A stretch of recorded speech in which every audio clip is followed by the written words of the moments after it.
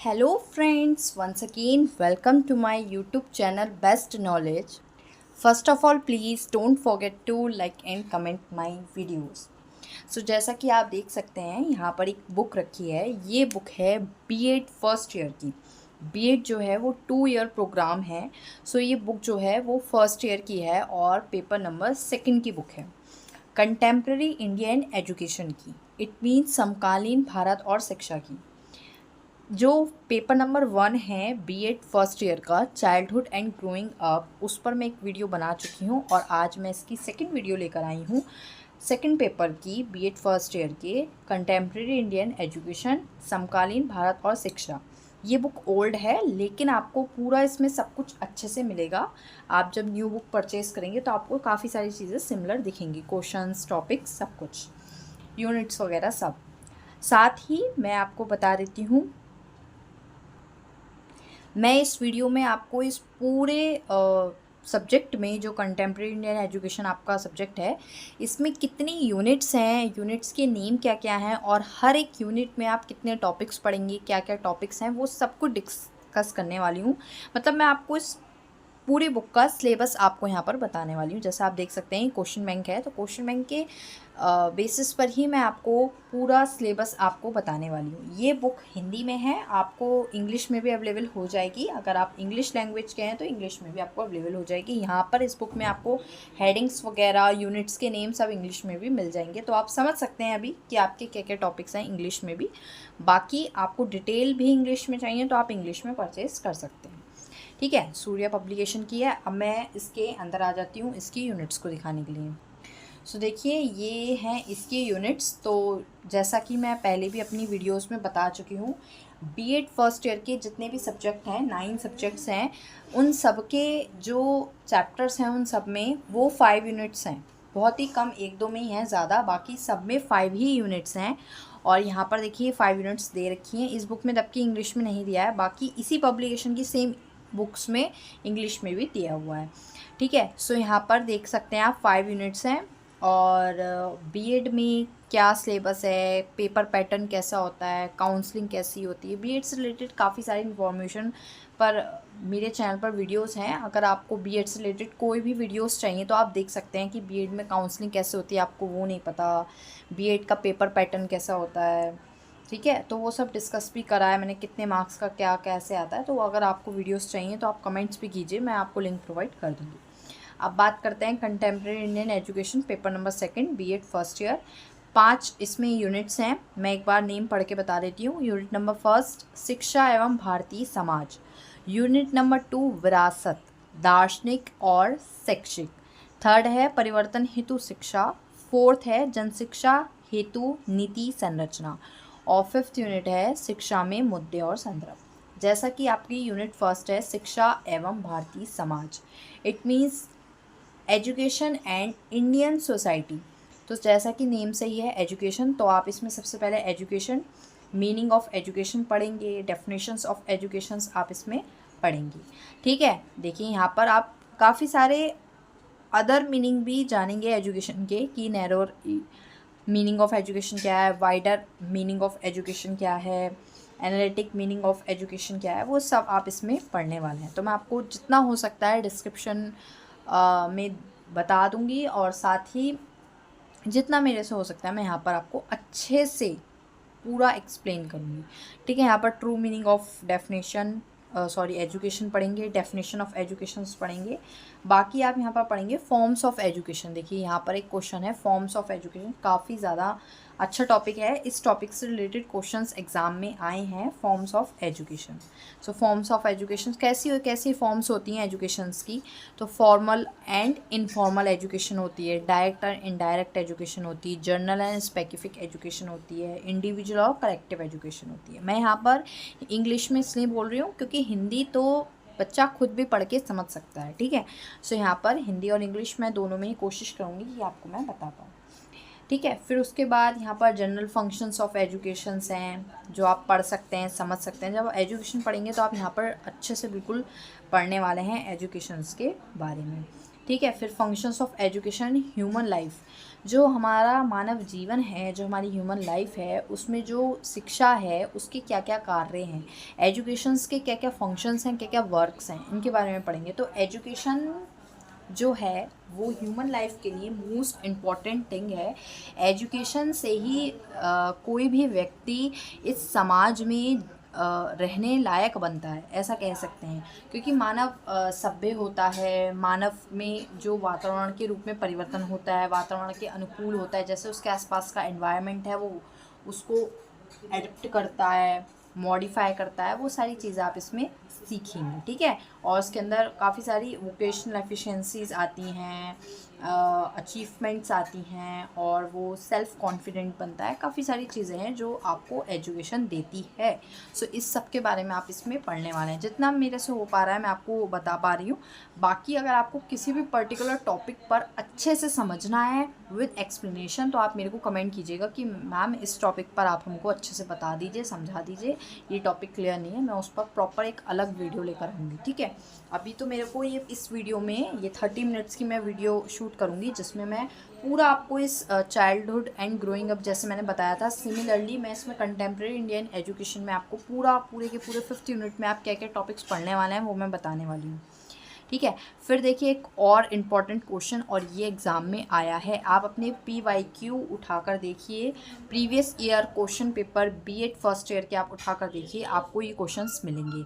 सो ये क्वेश्चन है संविधान की विशेषताएं, फीचर्स ऑफ द कॉन्स्टिट्यूशंस, ये आपको मिलेंगे कि हमारा जो इंडिया का संविधान है, जो भारत का संविधान है, कॉन्स्टिट्यूशन है, उसकी क्या क्या विशेषताएँ हैं, क्या क्या करेक्टरिस्टिक्स हैं, तो वो सारे आप इसमें पढ़ने वाले हैं। यहाँ पर पूरे हेडिंग वाइज दिया हुआ है। हेडिंग वाइज जो होता है वो बच्चा बहुत जल्दी याद कर सकता है, समझ सकता है, इन डिटेल में फिर वो थोड़ा सा कर सकता है। बाकी हमारे राइट्स क्या हैं और हमारी ड्यूटीज़ क्या हैं इन द इंडियन कॉन्स्टिट्यूशंस, ये भी आपको पता होना चाहिए। तो ये भी इसमें क्वेश्चन है, संविधान के मूल अधिकार, फंडामेंटल राइट्स ऑफ कॉन्स्टिट्यूशंस, ये आपको पता होना चाहिए। क्या आपके 6 अधिकार हैं, मूल अधिकार, जो आपको पता होना चाहिए। ठीक है। सबको ही पता है क्या क्या हैं आपके, समानता का अधिकार, स्वतंत्रता का अधिकार, शोषण के विरुद्ध अधिकार, धार्मिक स्वतंत्रता का अधिकार, सांस्कृतिक तथा शिक्षा संबंधी अधिकार, इस तरह से अधिकार हैं। संवैधानिक उपचारों का अधिकार, उसके अंदर भी काफ़ी सारी चीज़ें और हैं, क्योंकि कोई भी एक अधिकार केवल एक अधिकार नहीं है, उसमें काफ़ी सारी चीज़ें हैं। फिर आप इसमें पढ़ेंगे the most important thing, India की democracy, meaning and definition of democracy, की डेमोक्रेसी है क्या, उसकी डेफिनेशन क्या है, उसकी क्वालिटीज़ क्या है, करेक्टरिस्टिक्स क्या है, फीचर्स क्या हैं, वो सब कुछ आप इसमें अच्छे से पढ़ने वाले हैं। ठीक है। देखिए यहाँ पर है भी, और आप साथ ही साथ डेमोक्रेसी के यहाँ पर बेसिक प्रिंसिपल्स और वैल्यूज़ के बारे में भी पढ़ने वाले हैं। तो स्टेप बाय स्टेप यहाँ पर सब कुछ दिया हुआ है, आप अच्छे से पढ़ सकते हैं। आप ये परचेज़ करेंगे तो मैं आपको 100% की गारंटी देती हूँ कि आपके मार्क्स बहुत अच्छा आने वाले हैं एग्ज़ाम में। फिर देखिए नेक्स्ट टॉपिक है हमारा meaning and definition of socialism. तो इस चैप्टर में आप सोशलिज्म के बारे में पढ़ेंगे, फॉर्म्स ऑफ सोशलिज्म पढ़ेंगे, टाइप्स ऑफ सोशलिज्म पढ़ेंगे, करेक्टरिस्टिक्स ऑफ सोशलिज्म पढ़ेंगे, काफ़ी सारी चीज़ें आप इसमें पढ़ने वाले हैं। मेरा इस वीडियो में मोटिव ये है कि मैं बच्चों को ये बता पाऊँ कि आप इस सब्जेक्ट में क्या क्या पढ़ने वाले हैं, क्या क्या टॉपिक्स आपके आने वाले हैं। मैं यहाँ एक्सप्लेन करने नहीं बैठी हूँ अभी, मैं यहाँ पर सिर्फ आपको टॉपिक बताने बैठी हूँ कि आप क्या क्या पढ़ेंगे। ठीक है। तो कंफ्यूज नहीं होना है कि किसी भी टॉपिक को आप बस 1-2 लाइन में ही डिस्क्राइब कर रही हैं, बहुत थोड़ा सा ही बता रही हैं। ठीक है। फिर देखिए नेक्स्ट टॉपिक आता है आपका धर्मनिरपेक्ष समाज, सेकुलर सोसाइटी। ठीक है। सर्कुलर सोसाइटी के बारे में आप पढ़ने वाले हैं। जो इंडिया है हमारा, हमारी जो इंडियन सोसाइटी है उसका एक मोस्ट इम्पॉर्टेंट टॉपिक है सर्कुलर सोसाइटी।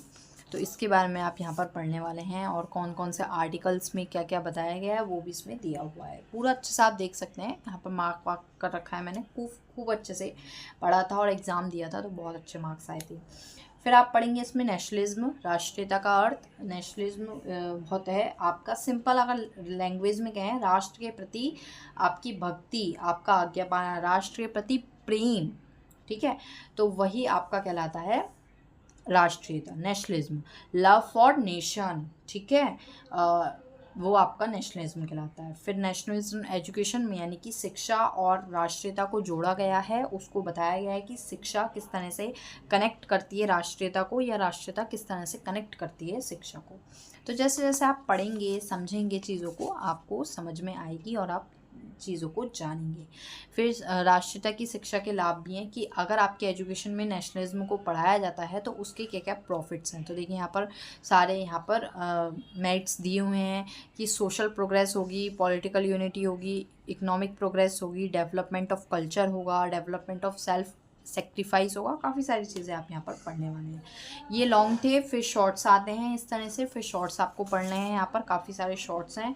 देखिए यहाँ पर मैंने अभी बताया था आपको आपकी सारे मूल अधिकार के बारे में। अब आते हैं मूल कर्तव्य, आपकी फंडामेंटल्स ड्यूटीज़ ऑफ कॉन्स्टिट्यूशंस जो हैं वो सारे आपके यहाँ पर दिए हुए हैं। 11 आपके मूल कर्तव्य हैं भारत संविधान के अंतर्गत जो आपको पता होने चाहिए। फिर यहाँ पर डेमोक्रेसी के एम्स दिए हुए हैं, AIIMS of education in democracy. तो शॉर्ट्स दिए हुए हैं, फिर वेरी शॉर्ट्स दिए हुए हैं, फिर एमसीक्यूज़ हैं और फिलअप्स वगैरह हैं, ट्रू फॉल्स हैं। बट आपका जो पैटर्न है पेपर पैटर्न, उसमें सिर्फ और सिर्फ लॉन्ग और शॉर्ट आते हैं, तो आपको सिर्फ उसी पे फोकस करना है। ये थोड़ा सा ज़्यादा दिया हुआ है इसमें, बट आपको फोकस करना है लॉन्ग और शॉर्ट पे, क्योंकि लॉन्ग और शॉर्ट ही आपके आते हैं पेपर में। कितने लॉन्ग कितने शॉर्ट्स आते हैं पूरी प्रॉपर वीडियोज़ बनाई हुई हैं, आप देख सकते हैं, मेरे चैनल पर अवेलेबल हैं। ठीक है, नहीं मिलती हैं तो आप कमेंट बॉक्स में कीजिएगा, मेरे को कमेंट में बता दूँगी। अब बात करते हैं हम सेकंड यूनिट की, दार्शनिक और शैक्षिक। ठीक है, दार्शनिक और शैक्षिक में सबसे पहला आपका टॉपिक है प्राचीन भारतीय शिक्षा के उद्देश्य एवं आदर्श। जो हमारा प्राचीन भारतीय शिक्षा है, जो हमारी एंशियंट इंडियन एजुकेशन है, उसके एम्स क्या थे, उसके आइडियल्स क्या थे, वो आप यहाँ पर स्टेप बाय स्टेप पढ़ेंगे। फिर आप धीरे धीरे काफ़ी सारी एंशियंट इंडियन एजुकेशंस के बारे में पढ़ेंगे। जैसे यहाँ पर दिया हुआ है characteristics of ancient Indian educations के बारे में पढ़ेंगे।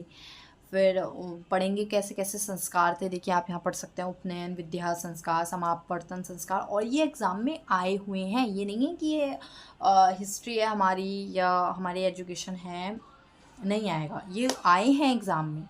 ठीक है, उसके बाद मैंने आपको बताया जैसे कि आप अलग अलग इंडियन जो एजुकेशन है, एंशियंट इंडियन एजुकेशन है, उनके बारे में पढ़ेंगे, जिसमें से एक इम्पॉर्टेंट है बौद्धकालीन।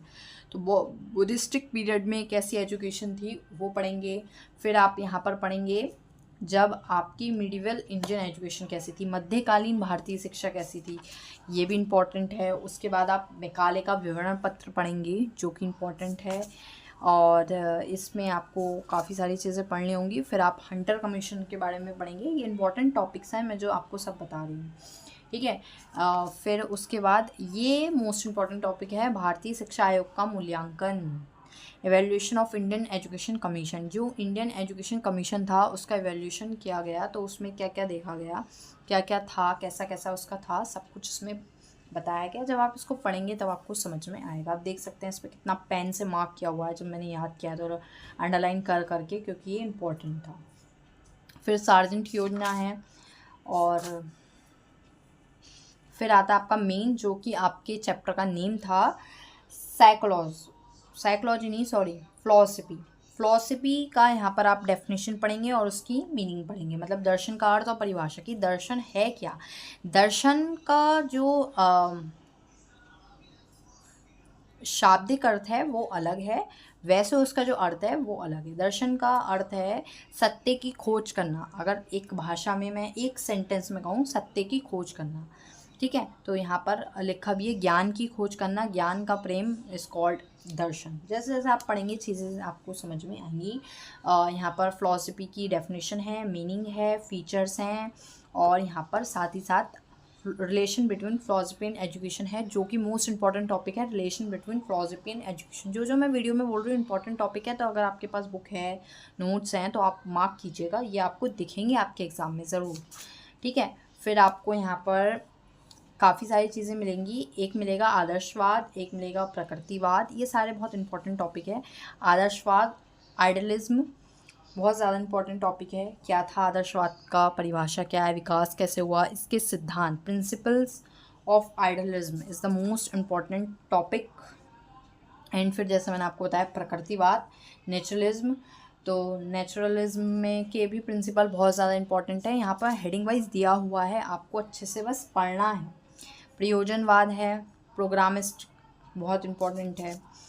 मतलब जो इसमें टॉपिक दिए हुए हैं, क्वेश्चंस दिए हुए हैं, वो सभी बहुत ज़्यादा इंपॉर्टेंट है, आपको पढ़ना है। यहाँ पर देखिए रियलिज्म भी है, डेफिनेशन ऑफ रियलिज्म है, forms and principle of realism है। और ये टॉपिक्स इतने इजी हैं कि आप जब इन सबको एक एक बार पढ़ेंगे तो आपको एक एक बार में ही समझ में आ जाएगा कि किसमें क्या है। अब यहाँ पर हम कुछ दार्शनिकों के बारे में जानेंगे, जिसमें से एक हैं सबसे महान दार्शनिक हमारे Plato. Life sketch of Plato. Plato के बारे में पढ़ेंगे, कब बर्थ हुआ, कब डेथ हुई, क्या क्या इन्होंने अपने जीवन काल में, अपने टाइम पीरियड में किया, सब कुछ आप इनके बारे में, क्या क्या इनका योगदान था, क्या इनकी रचनाएं थी, क्या इन्फ्लुएंस था, वो सब आप पढ़ेंगे। ठीक है, तो आप पढ़ लें। फिर यहाँ पर प्लेटो के बाद फ्रोबेल का है, लेकिन प्लेटो का ज़्यादा इंपॉर्टेंट है सबसे ज़्यादा, तो प्लेटो का आपको कर लेना है। उसके बाद महात्मा गांधी का लाइफ स्केच है। तो महात्मा गांधी के बारे में तो सबको ही पता है, तो आपको ज़्यादा टाइम नहीं लगेगा इसको समझने के लिए। बाकी इनके जीवन दर्शन आपको सबको पता है कि इनके जीवन दर्शन थे सत्य, अहिंसा, निर्भय और सत्याग्रह। तो ये आपको पता था। रविन्द्रनाथ टैगोर, सब वाकिफ़ हैं रविन्द्रनाथ टैगोर से, विवेकानंद से, इन सब के बारे में आपको बस अच्छे से एक बार अच्छे से पढ़ लेना। ठीक है, और आप एक दो स्किप भी कर सकते हैं, ऐसी कोई बात नहीं है। ठीक है, यहाँ पर देखिए merits of naturalism, merits of pragmatism दिया हुआ है, आप पढ़ लें। उसके बाद हम आगे बढ़ते हैं अपने नेक्स्ट यूनिट पे, unit number 3। So unit number 3 है परिवर्तन हेतु शिक्षा। ठीक है, एजुकेशन फॉर चेंज। एजुकेशन का काफ़ी हद तक ये भी मोटिव रहता है कि हम एजुकेशन के माध्यम से समाज को, समाज में जो कुरीतियाँ हैं उसको चेंज कर सकें। काफ़ी सारी चीज़ें एजुकेशन से ही, अब देखिए माइंड में बच्चे, यंगस्टर जो हैं वो एजुकेशन के माध्यम से ही काफ़ी सारी चीज़ें सोसाइटी में चेंज करना चाहते हैं। जैसे कास्ट, पहले के टाइम में कितना था कि ये इस कास्ट का है, ये इस कास्ट का। अब जैसे जैसे एजुकेशन आ रही है सबको सामान समझा जा रहा है, सबको एक जैसा समझा जा रहा है। तो एजुकेशन फॉर चेंज में सबसे पहले आ जाता है आपका कास्ट। तो आप यहाँ पर कास्टिज्म पढ़ेंगे, कास्ट के बारे में पढ़ेंगे। फिर उसके बाद पहले लड़कियों के साथ भेदभाव होता था, लड़कियों को पढ़ाया नहीं जाता था। तो एजुकेशन जब से आई है, लड़कियां पढ़ना शुरू करी हैं, तब से काफ़ी सारी चीज़ें आई हैं, लड़कियों को भी समान समझा जा रहा है। तो यहाँ पर आप वुमेन पावरमेंट के बारे में पढ़ेंगे, महिला सशक्तिकरण के बारे में भी आप इसमें पढ़ेंगे। तो काफ़ी ज़्यादा इंपॉर्टेंट टॉपिक है महिला सशक्तिकरण। आर्थिक विकास में शिक्षा, जो हमारा इंडिया है उसकी जो इकोनॉमिकल कंडीशन है वो अभी भी कहीं ना कहीं वीक है काफ़ी जगह। तो एजुकेशन के माध्यम से हम इसमें डेवलपमेंट कर सकते हैं, इसकी नीड्स को फुलफ़िल कर सकते हैं। तो काफ़ी सारी चीज़ें हैं। देखिए, बेरोजगारी की समाप्ति होती है, राष्ट्रीय आय का समान वितरण होता है, उत्पादन में वृद्धि होती है। जो हिंदी वाले होंगे वो और अच्छे से समझ पा रहे होंगे। ठीक है, तो ये सब आप पढ़ने वाले हैं इस चैप्टर में, यूनिट नंबर 3 में। फिर यहाँ पर साइंटिफिक टेंडेंसी के बारे में बताया गया है, जो कि एक अच्छा टॉपिक है। साइंटिफिक टेंडेंसी के बारे में आपको पता होना चाहिए। तो आप जब पढ़ेंगे तो आपको पता चलेगा इसका डेवलपमेंट, इसके करैक्टरिस्टिक्स, सब कुछ पता चलेगा। क्योंकि साइंटिस्ट जो होते हैं वो काफ़ी सारी चीज़ें सही भी बताते हैं, ऐसे बात नहीं है। उनकी जो सारी इन्वेंशंस होती हैं वो सारी लॉजिकल होती हैं, प्रैक्टिकल होती हैं, तो काफ़ी यूज़फुल होती हैं, वो भी हमारे देश के विकास में। फिर यहाँ में आप पढ़ेंगे मीनिंग ऑफ सोशल चेंज। जैसा मैंने बताया कि यहाँ पर हम जो पढ़ रहे हैं वो एजुकेशन फॉर चेंज पढ़ रहे हैं। तो जब चेंज होगा तो कहाँ होगा? सोशल में, आपकी सोसाइटी में होगा, सोशल चेंज देखने को मिलेगा। तो आप यहाँ पर सोशल चेंज के बारे में पढ़ेंगे। ठीक है, बाकी पॉलिटिक्स ऑफ क्लास, पहले के टाइम में जो पॉलिटिक्स होती थी वो क्लासेस होती थी, क्लास डिफरेंस होता था, हायर क्लासेस, बैकवर्ड क्लासेस। तो अब ये थोड़ा कम है, अब भी है कहीं कहीं, काफ़ी जगह है, लेकिन अब थोड़ा धीरे धीरे कम होता जा रहा है। लैंग्वेज कॉन्टेस्ट थे, भाषा विवाद चलता था, हिंदी वाले अलग, जो उर्दू बोल रहे हैं वो अलग, अंग्रेज़ी बोलने वाले अलग, अलग अलग था। बट अब थोड़ा थोड़ा इन चीज़ों को समझा जा रहा है, एजुकेशन के माध्यम से चीज़ों को थोड़ा सा समझा जा रहा है।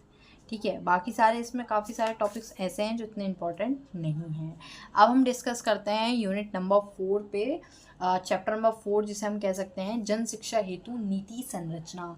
जो आपकी नीति है यानी कि जो पॉलिसीज़ हैं, जो पॉलिसी के स्ट्रक्चर्स हैं, वो किसके लिए हैं? For social education. ठीक है, ठीक है। तो आप यहाँ पर पढ़ेंगे भाषा नीति। सबसे पहले आप यहाँ पर लैंग्वेज पॉलिसीज़ के बारे में पढ़ेंगे, लैंग्वेज एंड थॉट्स के बारे में पढ़ेंगे। Language policy is the most important topic. फिर उसके बाद आता है नई शिक्षा नीति 1986, मोस्ट इम्पॉर्टेंट टॉपिक। ये आपको आपके एग्जाम में ज़रूर मिलेगा। यूनिट नंबर 4 से मोस्ट इम्पॉर्टेंट टॉपिक यही जाता है, न्यू एजुकेशन पॉलिसी 1986। हालांकि अब न्यू एजुकेशन पॉलिसी 2020 आ गया है, लेकिन फिर भी यह क्वेश्चन आपको मिल सकता है, नई शिक्षा नीति 1986। ठीक है, कहीं कहीं NEP 2020 भी आपको दे सकते हैं। जैसे जैसे एग्ज़ाम सन बढ़ेगी 2026 2027, उसके अकॉर्डिंग आपकी जो पॉलिसी है वो NEP 2020 लेंगे, बट अभी तक स्टिल 1986 चल रहा है। फिर यहाँ पर जनार्दन रेड्डी का टॉपिक है। फिर यहाँ पर एक अच्छा ये वाला टॉपिक भी है, नेशनल करिकुलम फ्रेमवर्क 2006। ये भी एक इम्पॉर्टेंट टॉपिक है, नेशनल करिकुलम फ्रेमवर्क 2006। तो आपको क्या करना है, एक बार इसको अच्छे से पढ़ लेना है कि इस फ्रेमवर्क में क्या क्या चीज़ें कही गई हैं, क्या क्या शिक्षा में बदलाव लाया गया है और शिक्षा का केंद्र क्या माना गया है। बस ये चीज़ें आपको ध्यान में रखकर इसको पढ़ना है, एक बार में आपको ये समझ में आ जाएगा। ठीक है, फिर आगे देखते हैं। आगे एक इम्पॉर्टेंट टॉपिक है agencies, laws and program for child welfare. बाल कल्याण के लिए कानून और योजनाएं जो बनाई गई हैं उनके बारे में आप पढ़िए। यहाँ पर काफ़ी सारी योजनाएं बनाई गई हैं, स्टेप बाय पूरा टॉपिक वाइज लिखा है, तो आप यहाँ पर देख सकते हैं। ठीक है, फिर आगे आते हैं। कोई नहीं, यूनिट 5 आपको मिलती है यहाँ पर, और सबसे पहला क्वेश्चन इज इम्पोर्टेंट, लिबरलाइजेशन, उदारीकरण। तो यहाँ पे आप पढ़ेंगे meaning and nature of liberalisation. ठीक है, तो इसके बारे में आपको पढ़ना है। और उसका यहाँ पर देखिए वैश्वीकरण है, मीनिंग ऑफ ग्लोबलाइजेशन है। फिर यहाँ पर ग्लोबलाइजेशन एंड इंडिया है, यानी कि वैश्वीकरण और भारत में क्या संबंध है, इसके बारे में आप यहाँ पर पढ़ने वाले हैं। ठीक है, मैं बिल्कुल इम्पॉर्टेंट टॉपिक ही आपको खुद निकाल के बता रही हूँ, बिल्कुल जो कि आपका अच्छा टॉपिक है, जो आपके एग्ज़ाम में आ जाते हैं। बाकी काफ़ी सारी चीज़ें होती हैं पढ़ने के लिए। तो इस तरह से आपके यूनिट्स दिए हुए थे सारे। आई होप फ्रेंड्स आपको क्लियर हो गया होगा, लेकिन फिर भी कोई डाउट रहता है किसी चीज़ में, किसी चैप्टर में, किसी यूनिट में, किसी टॉपिक में, तो आप मेरे से पूछ सकते हैं, कमेंट कर सकते हैं, मैं बिल्कुल क्लियर कर दूँगी। मेरी पूरी कोशिश यही रहेगी मैं क्लियर कर दूँ। बाकी राधे राधे फ्रेंड्स, ऐसे ही और वीडियोस देखने के लिए बीएड से related subscribe my channel and press the bell icon. Radhe Radhe friends.